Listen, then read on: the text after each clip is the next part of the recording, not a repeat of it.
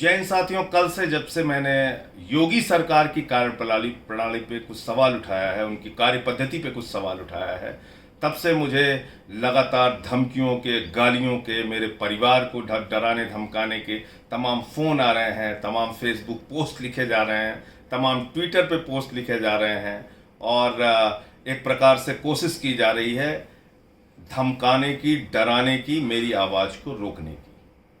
योगी जी राम राज्य की बात करते हैं। प्रभु श्री राम ने अपनी प्रजा के लिए कष्ट सहे, उनका चरित्र समझिए, वो सबके लिए काम करते थे। सबके लिए जो काम करता है वो असली शासक होता है। किसी जाति विशेष के लिए काम करने वाला व्यक्ति कोई शासक नहीं होता। और मैंने यही सवाल उठाया।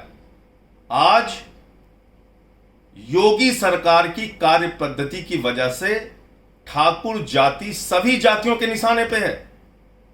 हमें ऐसी कार्य पद्धति क्यों चाहिए जिससे कि एक जाति सबके निशाने पे आ जाए? हमें ऐसी कार्य प्रणाली क्यों चाहिए कि एक जाति सबके निशाने पे आ जाए, सबका दुश्मन बन जाए? और ये सवाल उठाना गुनाह है, अपराध है। मैं देख रहा हूं कुछ भाजपा के नेता भी मुझे धमकियां दे रहे हैं। पहली बात तो इन धमकियों से ना मैं डरने वाला हूं, ना दबने वाला हूं, ना रुकने वाला हूं। मैं दिखा रहा हूं कि किस किस तरीके के पोस्ट किए जा रहे हैं, किस किस तरीके से धमकाने का प्रयास किया जा रहा है। ये तमाम वो पोस्ट हैं जो मेरे खिलाफ लिखी जा रही हैं और बहुत सारे ऑडियो भी हैं जो फ़ोन किए गए। मैं सिर्फ ये कहना चाहता हूं कि आज योगी सरकार को अपनी कार्य पद्धति बदलनी होगी। हो सकता है मेरे साथ कोई घटना घटित हो जाए। योगी सरकार में कुछ भी हो सकता है, जंगल राज है, यहां कुछ भी हो सकता है। कोई घटना घटित हो तो ना उस पर आश्चर्य करने की जरूरत है, ना चिंतित होने की जरूरत है।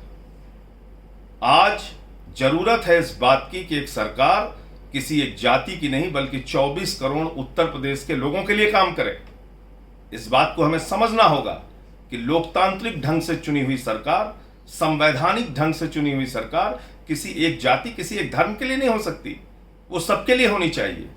और ये विषय उठाना, ये सवाल उठाना, सरकार की कार्यप्रणाली पे सवाल उठाना अगर कोई अपराध है तो ये अपराध मैं बार बार करता रहूंगा। और मेरे खिलाफ जो भी भारतीय जनता पार्टी के लोग करना चाहते हैं, जो भी योगी सरकार करना और कराना चाहती है, वो स्वतंत्र है, उसका स्वागत है। ना मैं इसकी चिंता करता हूं, ना इसकी परवाह करता हूं। मैं जो सच बोलने का अपना धर्म है वो हमेशा निभाता रहा हूं और आगे भी निभाता रहूंगा।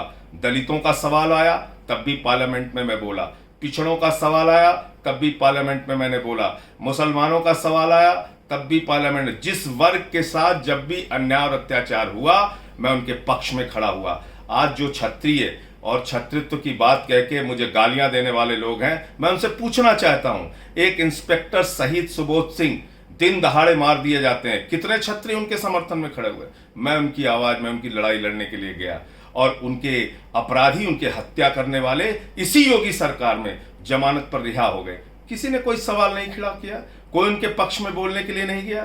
तो योगी सरकार के रहते हुए जो कुछ भी हो वो सब जायज है, ऐसा मान लेना अगर क्षत्रित्व धर्म है तो मैं इस बात को नहीं मानता। मैं समझता हूं सरकार अगर अपने धर्म का पालन नहीं करती, सरकार अगर अपने राजधर्म का पालन नहीं करती, सरकार अगर राम राज्य की बात कह के और जंगल राज लाने का काम करती है तो उसके खिलाफ बार बार सवाल उठाना चाहिए। ये सबका धर्म है, सबकी जिम्मेदारी है और उसी जिम्मेदारी का मैंने निर्वाह किया है। इंकलाब जिंदाबाद।